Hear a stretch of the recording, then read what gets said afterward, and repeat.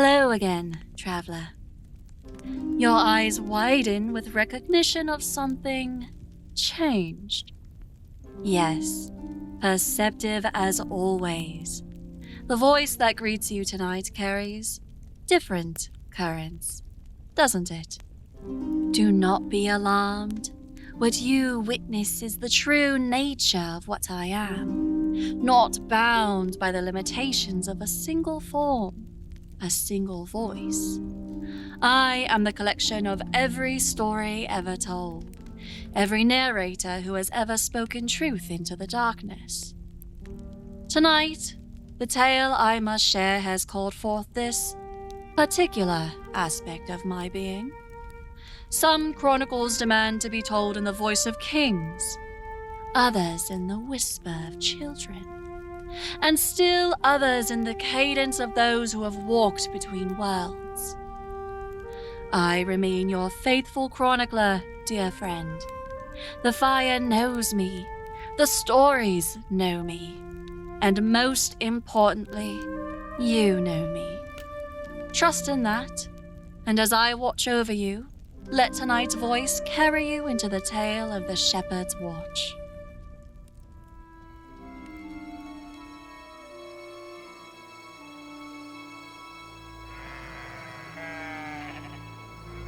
The sheep knew something was wrong 3 days before the first villager disappeared. Old Henrik had been tending flocks in the hills above Greenest for nigh on 60 years, and in all that time he had never seen his animals behave the way they did that autumn morning. The ewes huddled together in tight circles, their eyes wide and staring at horizons that held nothing but rolling grassland. The rams stamped and snorted, their usual lazy contentment replaced by a nervous energy that made them jump at every shadow. "Easy now, girls," Henrik murmured, his weathered hands gentle as he moved along the floor. "What's got you all worked up, eh?" But the sheep would not be soothed. They pressed closer to him, as if seeking protection from something only they could sense. Their usual bleating was replaced by low, anxious sounds that made the hair on the back of Henrik's neck stand on end. From his position on the hillside, Henrik could see the town of Greenest spread out below like a patchwork quilt of thatched roofs and cobblestone streets. Smoke rose from the chimneys in lazy spirals, and the market square bustled with its usual morning activity. Everything appeared normal, peaceful even. But appearances, Henrik had learned over his long years, could be deceiving. He settled onto his favorite watching stone, a granite boulder worn smooth by decades of use, and pulled out his pipe.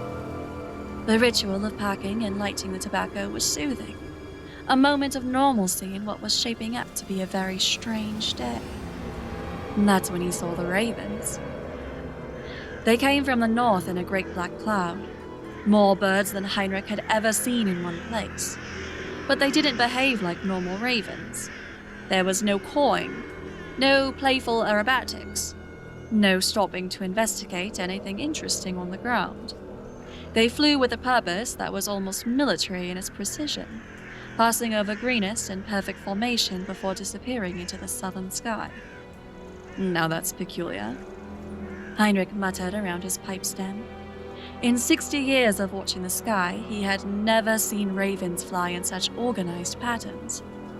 They were intelligent birds, certainly, but this display suggested something far beyond natural intelligence. The sheep had fallen silent now, their eyes tracking the path of the departed ravens. A few of the older ewes were trembling, and little Bess, the youngest lamb in the flock, had pressed herself so tightly against Henrik's leg that he could feel her rapid heartbeat through his worn trousers. "What did you see out there, my beauties?" Henrik asked softly. "What's coming that's got you so frightened?" As if to answer his question, a new sound drifted up from the town below, the tolling of the temple bell, not in its usual measured calls to prayer, but in the rapid, urgent pattern that meant danger. Heinrich had heard that pattern only a handful of times in his life, and never for anything good. He stood, shading his eyes against the morning sun, and studied the town more carefully.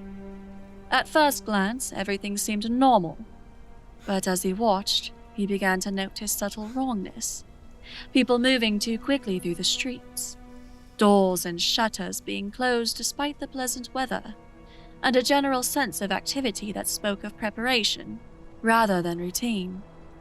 "Something's stirring down there," he said to his flock. "Question is, what?" The answer came sooner than he expected. A rider was climbing the hill path towards his pasture, pushing his horse harder than was wise on the steep, rocky terrain. Heinrich recognized the figure long before he could make out the face. Young Tom Breckenbury, the baker's son, who had served as one of the town's volunteer messengers. The boy was pale and breathing hard when he finally reached Heinrich's watching stone. His horse lathered in sweat and wild-eyed from the hard ride. "Master Heinrich," Tom gasped, sliding down from his saddle. "Thank the gods you're still here. The Lord Warden sent me to find you." "What's the trouble, lad?" Heinrich asked, though he suspected he already knew the answer. "It's the Holloway family," Tom said, his voice dropping to a whisper, despite the fact that they were alone on the hillside. "They're gone. All of them. House was locked up tight, but then the neighbors got worried and broke down the door. Nothing. Like they just vanished into thin air." Heinrich felt a chill that had nothing to do with the morning breeze. The Holloways were good people. Marcus, the wheelwright, his wife Sarah, and their 3 young children. They were the sort of family that formed the backbone of communities like Greenest, hard-working and honest and utterly unremarkable, which made their disappearance all the more ominous. "Any signs of struggle?" Heinrich asked. "Blood? Broken furniture? Anything to suggest they were taken by force?" Tom shook his head. "That's the strange part. Everything was neat as a pin. Beds made, breakfast dishes washed and put away. Even the children's toys were tidied up. But there was something." He paused, his young face troubled. "Something that didn't smell right. Like sulfur, but not quite. And all the iron in the house, nails, hinges, tools, it was all tarnished black." Heinrich's blood ran cold. He had heard descriptions like that before in stories told by his grandfather around winter fires. Tales of dark magic and creatures that crept through the world, leaving only empty houses and the smell of brimstone in their wake. "The Lord Warden wants to know if you've seen anything unusual from up here," Tom continued. "Anyone approaching the town, strange lights, anything out of the ordinary." Heinrich looked down at his sheep, who were still huddled together in their nervous clusters. Then he thought of the ravens, flying with their unnatural precision towards some unknown destination. "Tell the Lord Warden that trouble's coming," he said finally. "I don't know what kind or when, but the signs are all wrong. The animals know it, and they're rarely mistaken about such things." Tom nodded gravely, remounting his horse with the careful movements of someone who had learned to trust the wisdom of his elders. "He said you might say something like that. He also said to tell you that if you see anything at all, you're to light the signal fire and get yourself and your flock down to the town walls as fast as you can manage." After the boy had gone, Heinrich sat down on his watching stone and tried to make sense of what he had learned. A family vanished without a trace, leaving behind only the smell of sulfur and blackened iron. Ravens flying in unnatural formations, his sheep behaving like they expected the world to end at any moment. The pieces of the puzzle were there, but Heinrich couldn't quite see how they fit together. Not yet. He spent the rest of his days watching and waiting, his eyes scanning the horizon for any sign of trouble. The sheep gradually calmed down as the hours passed, though they remained closer to him than usual. Just before sunset, As he was preparing to gather the flock for their return to the fold, he saw something that made his blood freeze in his veins. Movement in the forest to the north, just at the edge of his vision. At first he thought it might be deer or other woodland creatures, but the movement was too organized, too purposeful. As he watched, figures began to emerge from the tree line. Dozens of them, moving in loose formation toward the town. Even at this distance, Henrik could see that they were not ordinary travelers. They moved with the disciplined precision of soldiers, but their dark clothing and the way they seemed to absorb, rather than reflect, the dying light suggested something far more sinister. "Well, my beauties," he said to his sheep, his voice steady despite the fear that gnawed at his belly. "Looks like we found our answer." The signal fire was already laid, as it had been every night for the past 2 years since the first rumors of trouble had begun to drift from the north. Henrik struck flint to tinder with practiced ease, and within moments a bright flame was leaping toward the darkening sky.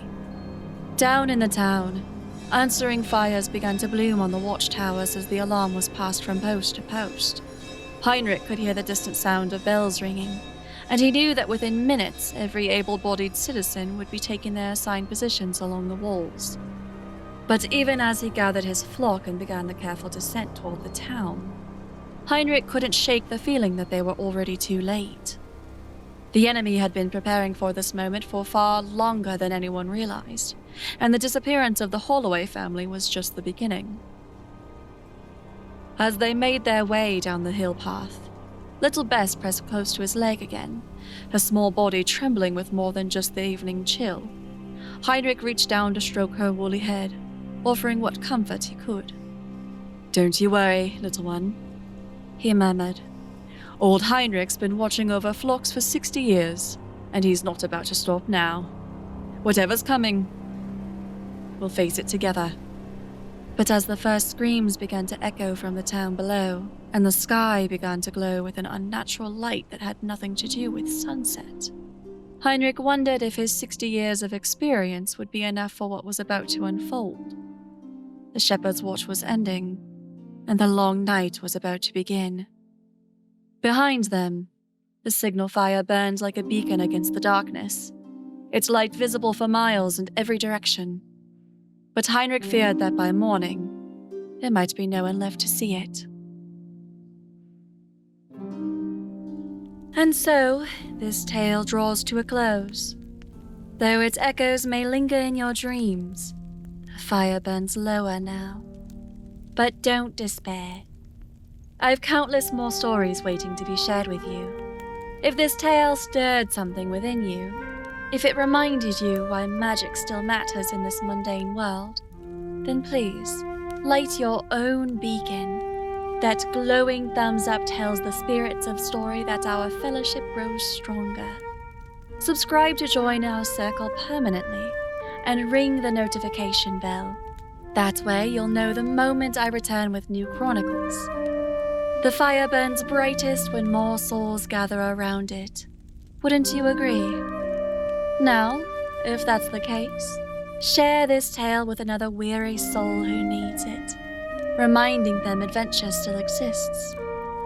Tag a friend who would appreciate a good story by the fire.